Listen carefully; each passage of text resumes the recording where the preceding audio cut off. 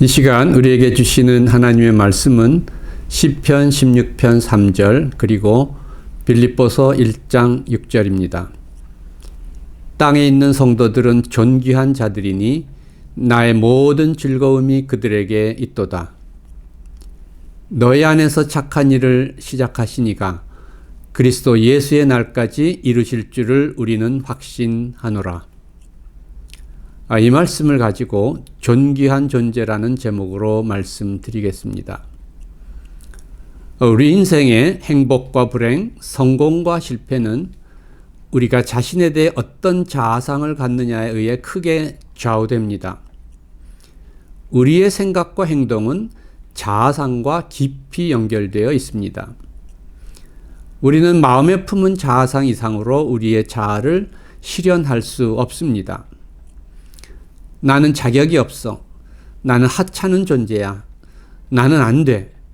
이런 부정적인 자아상은 부정적인 행동을 낳습니다.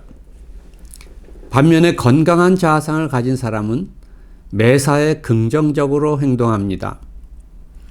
물론 건강한 자아상을 가진 사람도 때때로 실패를 경험할 수 있습니다.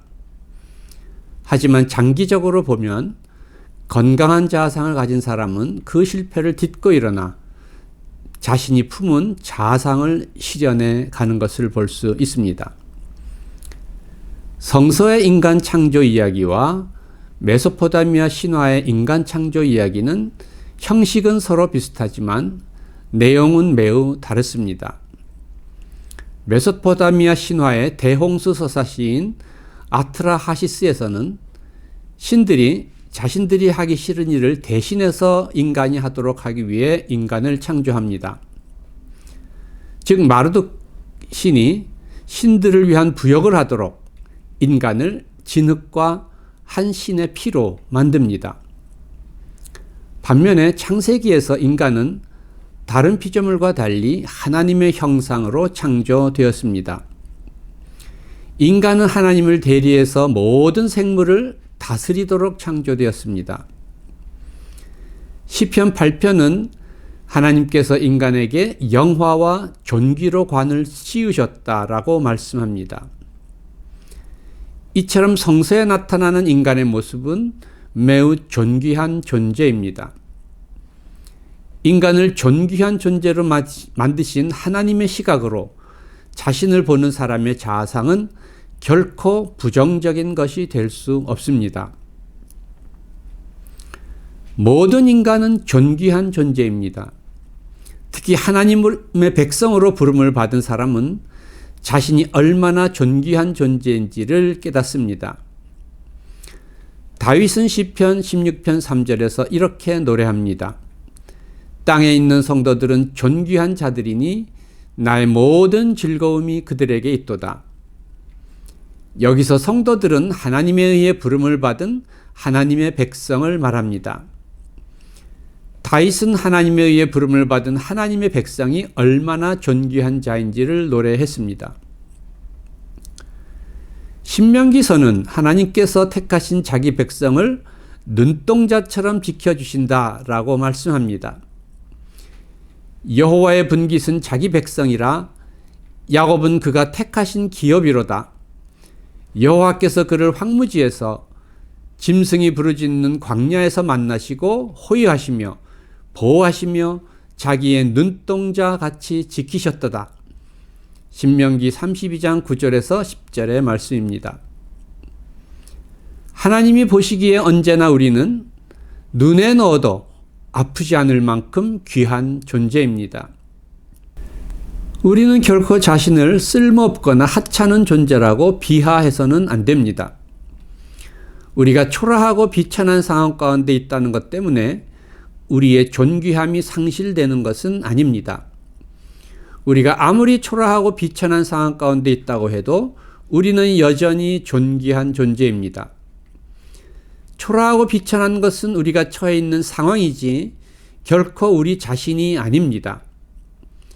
우리가 아무리 초라하고 비천한 상황에 처해 있어도 우리는 너는 쓸모없고 하찮은 존재야. 너는 안 돼. 라는 마귀의 음성에 조금도 마음의 틈을 내어주어서는 안 됩니다. 우리가 어떤 상황에 있든지 하나님이 우리를 존귀하게 여기시며 눈동자처럼 지켜주십니다. 하나님은 결코 우리를 포기하지 않으십니다. 그러므로 우리는 스스로 포기하지 말아야 합니다. 우리가 어떤 상황에 있든지 우리는 하나님의 형상을 지닌 고귀한 인간으로서 그리고 하나님의 백성으로서 자존감을 가지고 당당하게 살아가야 합니다. 자존감은 자만심이나 자존심과 구별됩니다. 자만심은 자신이나 자신과 관련된 것을 스스로 자랑하고 뽐내는 교만한 마음을 가리킵니다. 그리고 자존심은 다른 사람과의 경쟁에서 자신의 우월함을 지키려는 동기를 지니고 다른 사람들로부터 인정받고 드러나기를 좋아합니다. 이와 달리 자존감은 있는 그대로의 자신을 받아들이고 소중히 여기고 사랑할 줄 아는 자기 긍정의 힘입니다. 자존감은 스스로 자족하고 내적 여유를 지닐 수 있게 합니다. 다윗은 시편 16편에서 왕으로 세움을 받은 자신만이 아니라 하나님의 백성이 된 모든 성도가 다 하나님 앞에 존귀한 자들이라고 말합니다. 자신이 하나님의 형상으로 창조된 존귀한 존재라는 사실을 아는 사람은 다른 사람도 하나님의 형상으로 창조된 존귀한 존재라는 사실을 인정합니다. 우리는 아무리 초라하고 비천해 보이는 사람도 결코 멸시해서는 안 됩니다. 예수님은 세상에서 비천하고 멸시받는 사람들을 찾아가 그들에게 먼저 하나님 나라의 복음을 전하셨습니다. 하나님 앞에서는 차별이 없습니다. 우리나라는 국내에 취업한 외국인 노동자가 이제 곧 100만이 넘을 전망입니다. 그러나 많은 외국인 노동자들이 인권 사각지대에 있습니다. 임금체불, 노동착취, 폭력 등으로 많은 외국인 노동자들의 인권이 유린당하고 있습니다. 외국인 노동자는 이 땅의 나그네들입니다. 하나님은 나그네를 압제하거나 학대하지 말라고 명령하셨습니다. 너는 이방 나그네를 압제하지 말며 그들을 학대하지 말라. 너희도 애굽 땅에서 나그네였음이라. 출애굽기 22장 21절의 말씀입니다. 우리는 이 땅의 나그네들인 외국인 노동자들이 우리와 똑같이 존귀한 인간들임을 깨닫고 이들의 인권을 잘 지켜주도록 노력해야 합니다. 우리가 하나님의 형상으로 창조된 존귀한 존재라는 사실은 언제나 내가 도덕적으로 흠이 없는 완전한 존재라는 것을 의미하지는 않습니다. 하나님의 형상은 이미 완성된 형태로 주어진 것이 아닙니다. 만일 하나님의 형상이 완성된 형태로 주어졌다면 아담은 죄를 지을 수도 없었을 것입니다. 하나님의 형상은 우리가 완성해야 할 미래의 운명으로 주어졌습니다. 우리 안에 하나님의 형상은 언제나 불완전합니다. 우리의 실존 속에서 하나님의 형상은 죄로 일그러지고 왜곡되어 있습니다. 우리 안에는 하나님의 형상과 죄가 늘 함께 있습니다. 또한 우리는 성서를 통해 하나님의 백성으로 택함을 받은 이스라엘 민족이 얼마나 자주 하나님의 뜻을 거역하고 실패를 거듭했는지를 보게 됩니다. 우리도 이스라엘 민족처럼 하나님의 뜻을 종종 거역하고 실패를 거듭하는 그러한 존재들입니다. 우리는 연약한 인간이기 때문에 실수하고 잘못을 저지르고 방황할 때가 많이 있습니다. 거룩하신 하나님의 시각으로 우리 자신을 볼 때에 우리는 우리 안에 있는 죄를 고백하지 않을 수 없습니다. 빛 대신 하나님의 시각으로 우리 자신을 볼 때 우리는 우리 안에 있는 어둠을 고백하지 않을 수 없습니다. 그러므로 우리는 늘 하나님께 자신이 얼마나 어리석고 부족하고 연약하며 또한 허물 많은 존재인지를 고백하게 됩니다. 그러나 무엇보다 하나님의 시각으로 우리 자신을 볼 때에 우리는 우리 안에 죄와 어둠에도 불구하고 우리를 존귀하게 여기시는 하나님의 사랑이 우리를 가득 채우고 있음을 고백하게 됩니다. 우리가 하나님의 존귀한 자녀라는 사실은 우리가 죄가 없는 완전한 존재라는 사실에 있는 것이 아니라 하나님께서 우리를 위해 그 아들을 우리를 위해 내어주시기까지 우리를 사랑하신다는 사실에 있습니다. 이것이 바로 예수 그리스도의 십자가 안에 나타난 하나님의 사랑입니다. 우리의 존귀함은 우리 자신의 도덕적 고결함에 있는 것이 아닙니다. 우리의 존귀함은 우리의 모든 죄와 허물에도 불구하고 하나님께서 우리를 변함없이 사랑하신다는 사실에 있습니다. 예수님이 전하신 복음의 핵심은 하나님께서 무한하신 사랑으로 우리 인간을 사랑하신다는 것입니다. 예수님이 들려주신 탕자 비유는 이 하나님의 사랑을 잘 보여줍니다. 이 비유에서 아버지는 방탕한 삶을 살다 돌아온 아들의 과거를 추궁하지 않고 오히려 큰 기쁨의 잔치를 베푸십니다. 이것이 바로 우리를 향한 하나님의 사랑입니다. 그러므로 우리는 우리 자신을 과거의 실수와 잘못으로 인해 괴로워하며 그 안에 시속적으로 자기를 가두고 비난해서는 안 됩니다. 우리의 죄의식의 상당 부분은 과거에 잘못한 일에 대한 자책에 뿌리를 두고 있는 경우가 많이 있습니다. 자신에 대한 자책에 뿌리를 두고 있는 죄의식은 자신에 대한 수치심을 불러일으킵니다. 이러한 죄의식은 마귀로부터 오는 것입니다.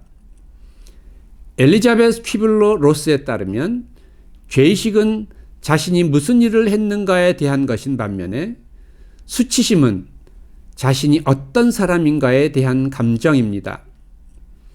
그런데 의식 속에 자리 잡은 죄의식은 영혼을 공격하는 수치심으로 변합니다. 예를 들면 어린 시절에 학대를 당하면 그 아이는 그 원인이 자신에게 있다고 느낍니다. 아이는 수치심을 느끼면서도 자기는 그런 수치를 당하는 것이 마땅하다고 생각합니다. 자기가 사랑받지 못하는 것은 자신이 사랑받을 만한 가치가 없는 존재이기 때문이라고 생각합니다. 그리고 자신에게 일어나는 나쁜 일들이 모두 자신의 잘못 때문이라고 여기고 자기를 비난합니다. 이와 같은 잘못된 자책, 죄의식, 수치심, 그리고 자기 비난은 인간을 파멸로 몰아넣으려는 마귀의 음성입니다. 우리는 이러한 마귀의 음성을 물리쳐야 합니다. 하나님은 우리를 조건 없이 사랑하시며 우리의 잘못과 허물을 결코 오래 기억하지 않으십니다.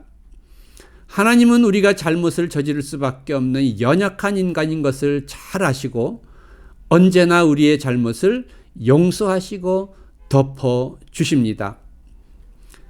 그러므로 우리는 하나님이 나를 용서하신 것처럼 우리 자신을 용서할 수 있어야 하겠습니다. 우리가 가장 많이 용서해야 하는 사람은 바로 자기 자신입니다. 자신을 용서하지 않는 사람은 다른 사람도 용서할 수 없습니다.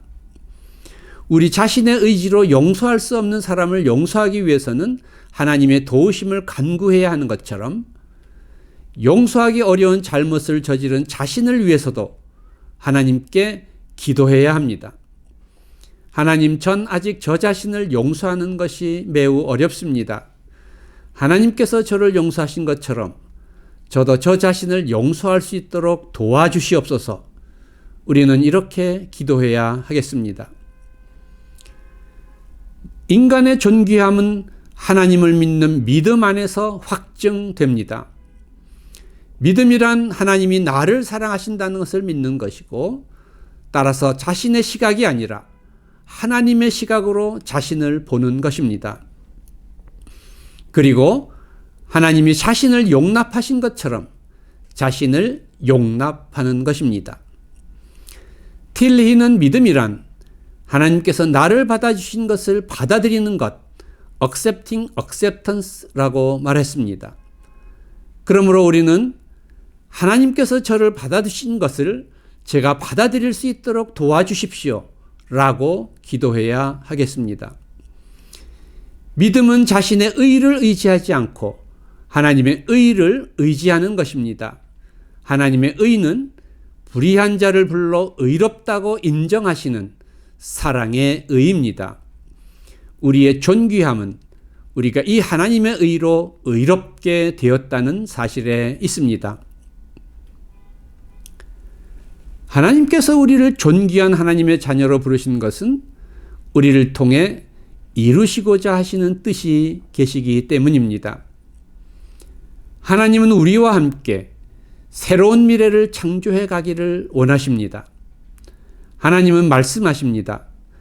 보라, 내가 새 일을 행하리니 이제 나타낼 것이라 너희가 그것을 알지 못하겠느냐. 이사야 43장 19절의 말씀입니다. 하나님은 우리를 통해 놀라운 새 일을 행하시고자 하십니다. 그런데 하나님께서 우리를 통해 새 일을 행하실 수 있도록 하기 위해서 무엇보다 우리의 옛 삶의 방식을 버려야 하겠습니다. 옛 삶의 방식과 태도로는 하나님이 행하시는 새 일에 동참할 수 없습니다. 예수님은 새 포도주를 낡은 가죽 부대에 넣지 아니하나니 새 포도주는 새 부대에 넣어야 둘 다 보존되느니라 라고 말씀하셨습니다. 낡은 가죽 부대란 무엇입니까? 낡은 부대란 우리가 과거에 경험한 실패와 고통과 상처로 인한 자기 부정적인 삶의 방식과 태도를 말합니다. 우리는 이 낡은 가죽 부대를 버려야 합니다. 우리는 모든 부정적인 과거의 장벽을 허물어야 합니다. 그리고 새로운 삶의 방식과 태도로 전환해야 합니다. 새로운 삶의 방식과 태도란 과거에 사로잡혀 있는 옛 삶의 방식과 태도를 버리고 하나님의 시각에서 나를 보는 것입니다. 하나님의 시각에서 나를 바라보는 믿음이 하나님의 놀라운 축복의 포도주를 담는 새 부대입니다. 우리는 모든 부정적인 과거의 장벽을 허물고 다시 하나님의 시각을 회복해야 하겠습니다. 하나님의 시각으로 나를 바라보는 믿음의 눈을 가지고 우리는 하나님께서 나를 통해서 행하실 새로운 일을 바라보아야 합니다. 히브리서는 믿음은 바라는 것들의 실상이요 보지 못하는 것들의 증거라고 말씀합니다. 믿음은 바라는 것들을 현실로 만들고 보이지 않는 것을 구현해냅니다. 바로 이러한 의미에서 예수님은 믿는 자에게는 능치 못할 일이 없느니라 내 믿음대로 되라 라고 말씀하셨습니다. 하나님께서는 우리를 통해 이루시고자 하시는 일을 반드시 이루실 것입니다. 바울은 말씀합니다. 너희 안에서 착한 일을 시작하신 이가 그리스도 예수의 날까지 이루실 줄을 우리는 확신하노라. 우리는 하나님께서 우리 안에서 시작하신 선한 일을 친히 이루실 것을 믿는 믿음을 가지고 앞으로 나가야 하겠습니다. 다윗은 시편 37편에서 이렇게 말씀합니다. 내 길을 여호와께 맡기라. 그를 의지하면 그가 이루시고 내 의를 빛같이 나타내시며 내 공의를 종호의 빛같이 하시리로다. 시편 37편 5절에서 6절의 말씀입니다. 우리가 하나님께 우리의 길을 맡기고 하나님만 의지하는 믿음으로 나아가면 하나님께서 우리 인생을 정오의 빛처럼 빛나게 해 주실 것을 믿습니다. 사도 바울은 빌립보 교회에 보내는 편지에서 이렇게 말씀했습니다. 형제들아, 나는 아직 내가 잡은 줄로 여기지 아니하고 오직 한 일, 즉 뒤에 있는 것은 잊어버리고 앞에 있는 것을 잡으려고 푯대를 향하여 그리스도 예수 안에서 하나님이 위에서 부르신 부름의 상을 위하여 달려가노라. 그리고 그는 죽음을 얼마 앞두고 사랑하는 제자 디모데에게 이렇게 편지를 썼습니다. 나는 선한 싸움 싸우고 나의 달려갈 길 마치고 믿음을 지켰으니 이제 후로는 나를 위하여 의의 면류관이 예비되었으므로 주 곧 의로우신 재판장이 그날에 내게 주실 것이며 내게만 아니라 주의 나타나심을 사모하는 모든 자에게도니라. 디모데 후서 4장 7절에서 8절의 말씀입니다. 우리도 바울처럼 하나님이 위에서 부르신 부름의 상을 위해 달려가는 믿음의 선한 싸움을 끝까지 잘 마칠 수 있기를 소원합니다. 그리하여 하나님께서 우리를 통해 이루시고자 하신 일을 온전히 다 이루고 우리를 위해 예비된 영광스러운 의의 면류관을 받아 쓰는 존귀한 인생들이 다 되기를 기도합니다. 하나님, 이 시간 저희가 하나님의 형상을 지닌 존귀한 존재라는 사실을 새롭게 깨닫게 하여 주시옵소서. 특히 하나님의 택함을 받은 자녀로서 저희의 존귀함을 늘 잊지 않고 기억하게 하여 주시옵소서. 저희가 과거의 부정적인 장벽들, 잘못된 자책, 죄의식, 수치심, 자기 비난의 옛 부대를 벗어버리고 하나님의 시각으로 나를 바라보는 믿음의 새 부대를 가지고 하나님께서 나를 통해 행하실 새로운 일을 바라보게 하시며 앞으로 나아가게 하여 주시옵소서. 그리하여 하나님께서 저희를 통해 이루고자 하시는 일을 온전히 다 이루고 영광스러운 의의 면류관 받아 쓰는 존귀한 인생들이 다 되게 하여 주시옵소서. 예수님의 이름으로 기도드립니다. 아멘.